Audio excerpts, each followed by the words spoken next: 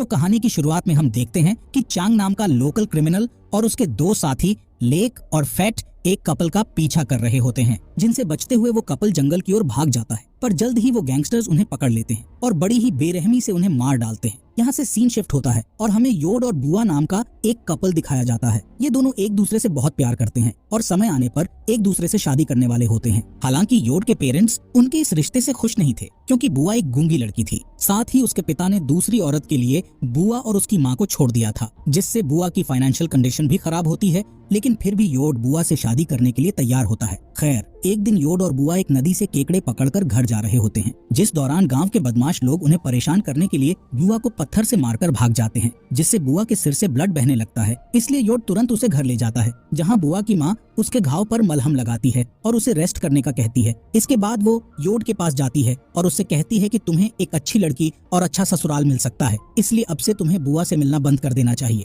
जिस पर योड कहता है कि मैं बुआ से सच्चा प्यार करता हूँ और मुझे गांव वालों की बातों से भी कोई फर्क नहीं पड़ता है। इस तरह योड अपने परिवार और गांव वालों के खिलाफ होने के बावजूद भी बुआ के साथ रहने का डिसीजन लेता है। वो दोनों अगले दिन फिर से मिलते हैं और एक दूसरे के साथ टाइम स्पेंड करने के लिए मछलियां पकड़ने जाते हैं और उन्हें पकाकर एक साथ खाते हैं। इसी गांव में चैंग और उसके दो साथी भी रहते हैं, जिन्हें देखकर ऐसा लगता है कि उनके पास लोगों को तकलीफ पहुंचाने के अलावा कोई और काम नहीं है। इसके अलावा वो लोगों के सामान और उनके पैसों को चुराकर अपना गुजारा करते थे। चैंग की एक पत्नी भी है, जो अक्सर चैंग को उसके बिहेवियर के लिए डांटती रहती है, लेकिन चैंग उस पर ध्यान नहीं देता था। एक दिन जब योड और बुआ मछलियां पकड़कर घर जा रहे होते हैं, तब चांग और उसके दोनों साथी उनके सामने आ जाते हैं और उनसे मछली से भरी बाल्टी छीनने लगते हैं। यहाँ चैंग बुआ को भी परेशान करता है, जिससे योड उसे बचाने की कोशिश करने लगता है, लेकिन वो सभी आसानी से उस पर हावी हो जाते हैं। तभी चांग की पत्नी वहाँ आ जाती है, जो चांग और उसके साथियों से योड और बुआ को बचा लेती है। शाम को जब योड अपने घर जाता है, तब उसके पिता हमेशा की तरह उसे बैंकॉक जाकर नौकरी करने का कहते हैं। असल में उनका मानना था कि पैसे कमाने के लिए योड का बैंकॉक जाना बहुत जरूरी है, लेकिन योड का कहना था कि वो शहर में रहने की बजाय गाँव की शांति में रहना पसंद करता है। अगली सुबह हम एक बौने चोर को देखते हैं, जो एक दुकान से केले चुराकर भाग जाता है। इसी दौरान बुआ भी केले लेकर उस दुकान के पास से गुजर रही होती है, जिससे दुकानदार बुआ को चोर समझकर उसे बुरा भला कहने लगता है। बेचारी बुआ गूंगी होने के कारण अपनी बेगुनाही साबित नहीं कर पाती और रोने लगती है। इसी दिन योड की माँ बुआ की माँ से मिलने आती है और उससे कहती है कि मैं एक गूंगी लड़की से अपने बेटे की शादी नहीं कराऊंगी, इसलिए तुम बुआ को मेरे बेटे से दूर रखो। इधर बुआ भी ये सब बातें सुन लेती है, जिससे वो बहुत दुखी हो जाती है। इसके बाद बुआ खेत की ओर चली जाती है और रोते हुए सोचती है कि आखिर पूरा गाँव उससे नफरत क्यों करता है। थोड़ी देर बाद योड वहाँ आता है और उसे गले लगाकर वादा करता है कि मैं कभी भी तुम्हारा साथ नहीं छोड़ूंगा और जल्द ही तुमसे शादी कर लूंगा। जिसके बाद वो दोनों मछली पकड़ने के लिए निकल जाते हैं। यहाँ योड मछली पकड़ने के जाल को ठीक कर रहा होता है, जिस दौरान चांग और उसके साथी वहाँ आकर बुआ को किडनैप करके उसे जंगल में ले जाते हैं, जहाँ चांग जबरदस्ती उसके कपड़े उतारने की कोशिश करता है, जिससे बुआ उससे लड़ने की कोशिश करती है, लेकिन वो तीनों लोग बुआ को बुरी तरह पीटते हैं। इस बीच जब योड को कहीं भी बुआ दिखाई नहीं देती, तो वो उसे आसपास खोजने लगता है। तब उसे बुआ की एक स्लीपर मिलती है, जिससे उसे एहसास होता है कि बुआ खतरे में है, इसलिए वो जंगल में जाकर उसे ढूंढने लगता है। जिसके बाद वो देखता है कि चैंग और उसके साथी बुआ पर बेरहमी से हमला कर रहे हैं, इसलिए वो बुआ को बचाने के लिए तीनों गैंगस्टर से लड़ाई करता है। पर वो तीनों गैंगस्टर्स आसानी से योड पर काबू पा लेते हैं और उसे मार मार कर घायल कर देते हैं। इसके बाद चांग बुआ के साथ जबरदस्ती करता है और फिर वो गैंगस्टर्स उन दोनों को मारकर जंगल में कहीं दफना देते हैं।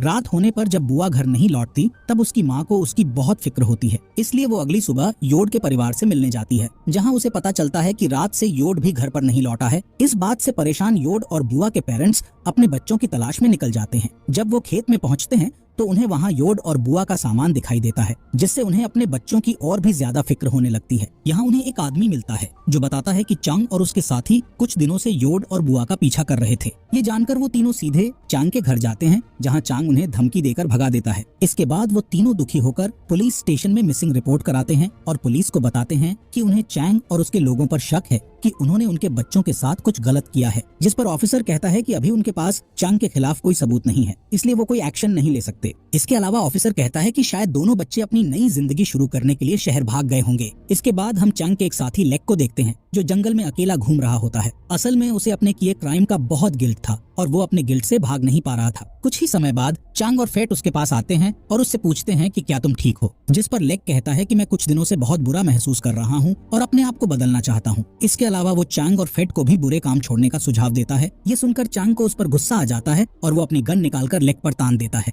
यहाँ चांग लेक से धमकी देते हुए कहता है कि अगर पुलिस को हमारी करतूतों के बारे में पता चला तो मैं तुम्हें जान से मार दूंगा। अब तीनों शिकार करने के लिए जंगल के अंदर चले जाते हैं। जब वो जंगल में जानवरों को ढूंढने की कोशिश कर रहे होते हैं तब अचानक से उन्हें बुआ की आत्मा दिखाई देती है, जिससे वो सभी बुरी तरह डर जाते हैं और जंगल से भागने के लिए मजबूर हो जाते हैं। रात में वो तीनों गैंगस्टर्स कुछ लड़कियों के साथ ड्रिंक करते हुए एंजॉय कर रहे होते हैं, जिस दौरान लेक वॉशरूम का कहकर बाहर आ जाता है। जब वो बाहर होता है तब उसे जमीन पर एक सफेद कपड़े पहने हुए लड़की दिखाई देती है, इसलिए लेक धीरे धीरे उसके पास आता है और उसे पलटकर देखने की कोशिश करता है। जब वो उस लड़की को पलटता है तब उसे पता चलता है कि वो लड़की कोई और नहीं बल्कि बुआ है। बुआ को देखकर लेक बहुत डर जाता है, इसलिए वो तुरंत अपने दोस्तों के पास भागता है। खैर, वो तीनों पार्टी खत्म करने के बाद अपने अपने घरों में लौट जाते हैं, लेकिन उन सभी को बुआ का बहुत डर था। खासकर लेक को ज्यादा डर लग रहा होता है। जब वो अपने बेड पर जाता है तब उसे बार बार बुआ दिखाई देती है, जो कि उस पर हमला कर रही होती है। इस बात से परेशान होकर लेक को पूरी रात नींद नहीं आती। अगली सुबह लेक फेट से मिलता है और उससे बात करते हुए उसे अपने कल रात वाले डरावने इंसिडेंट के बारे में बताता है, जिससे फेट हैरान हो जाता है और बताता है कि मुझे भी इस तरह के डरावने विजन्स आ रहे हैं। यहाँ लेक फेट को गांव छोड़कर शहर में नौकरी ढूंढने का कहता है ताकि वो इस मुसीबत से दूर जा सकें। इसके अलावा लेक कहता है कि अगर गांव वालों को हमारे बुरे कामों के बारे में पता चला तो वो हमें बर्बाद कर देंगे। जिसके बाद फेट कहता है कि हमारे जैसे लोगों के लिए नौकरी पाना बहुत मुश्किल है, इसलिए हमें गाँव में ही रहना होगा।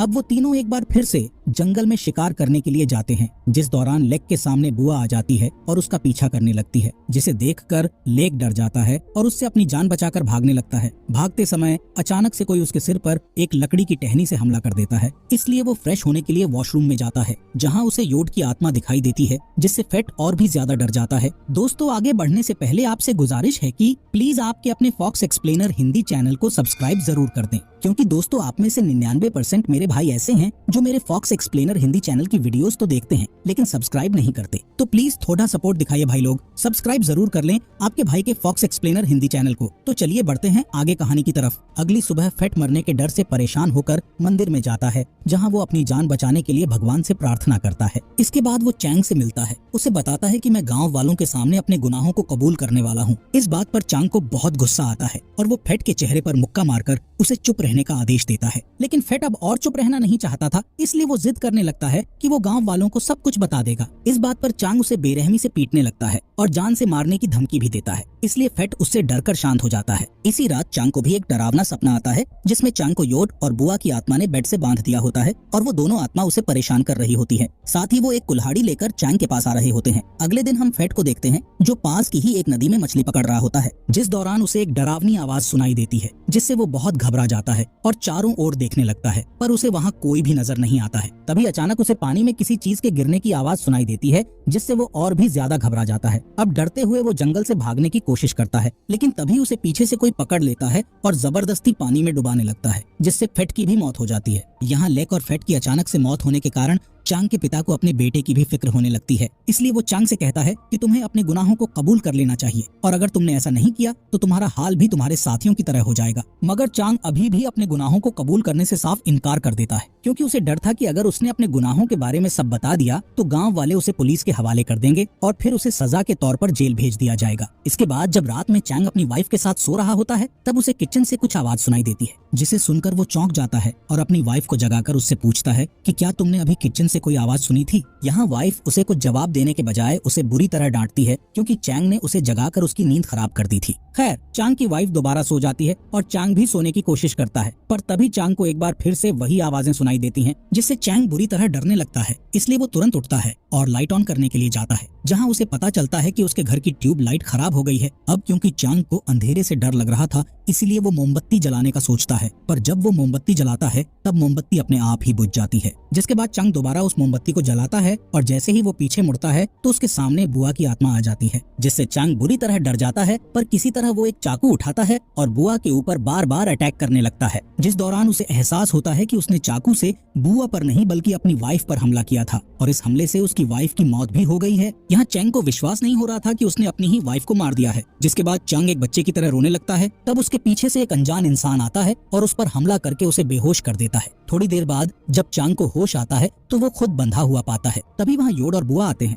जो कि अभी भी जिंदा थे। चांग उन दोनों को जिंदा देखकर बहुत हैरान हो जाता है। यहाँ योड और बुआ रिवील करते हैं कि चांग और उसके साथियों ने उन दोनों को जिंदा दफनाया था। साथ ही जब वो तीनों उन्हें दफनाकर चले गए थे, तब कुछ ही समय बाद बारिश होने लगी थी, जिससे योड और बुआ को होश आ गया था और किसी तरह उन दोनों ने गड्ढे से बाहर निकलकर खुद को बचा लिया था। जिसके बाद उन्होंने एक दूसरे की मदद करते हुए अपने घावों की देखभाल की और कई दिनों तक जंगल में रहने का फैसला किया, ताकि जब वो पूरी तरह से ठीक हो जाए तो वो चैंग और उसके साथियों से अपना बदला ले सकें। कुछ दिनों के बाद वो दोनों पूरी तरह से ठीक हो गए और उन्होंने अपना बदला लेना चालू कर दिया। असल में दोनों को समझ आ चुका था कि अगर उन्हें बुराई को खत्म करना है तो उन्हें बुराई का सहारा लेना होगा। खैर, तब से ही दोनों ने बदला लेने के लिए अपने दुश्मनों को परेशान करना शुरू कर दिया था और फिर उन्हें एक एक करके मार डाला था। योड और बुआ की पूरी बात सुनने के बाद चंग उनसे अपनी जिंदगी की भीख मांगने लगता है, पर वो दोनों उसकी कोई भी बात नहीं सुनते और उसे जान से मारकर अपना बदला ले लेते हैं। इसी के साथ ये मूवी यहीं पर खत्म हो जाती